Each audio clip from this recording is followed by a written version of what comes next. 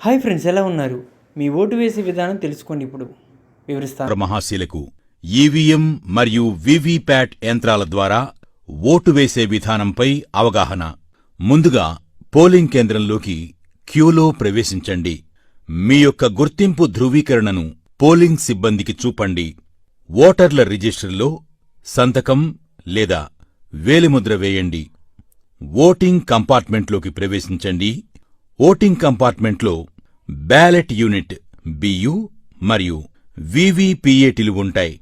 Ballot యూనిట్పై మీరు ఎంచుకున్న అభ్యర్థి యొక్క పేరు మరియు గుర్తుకు ఎదురుగా ఉన్న నీలిరంగు బటన్ను నొక్కండి. బటన్ ప్రక్కనే ఉన్న ఎరుపు రంగు బల్బు వెలిగి బీప్ మని చప్పుడు వస్తే మీరు ఓటు వేసినట్లు లెక్క.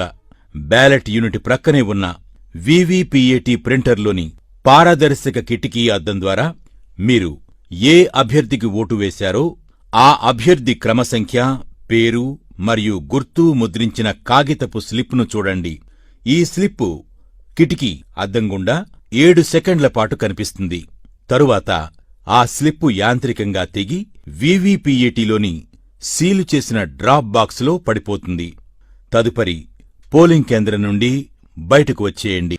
ఇట్లు జిల్లా కలెక్టర్ మరియు జిల్లా ఎన్నికల అధికారి. మీరిప్పుడు ఓటు ఎలా వేయాలో తెలుసుకున్నారు కదా ఫ్రెండ్స్. కావున దయచేసి ఈ వీడియోని ప్రతి ఓటరు తప్పకుండా చూడండి మరియు తెలియని వారికి తమ బాధ్యతగా చెప్పండి.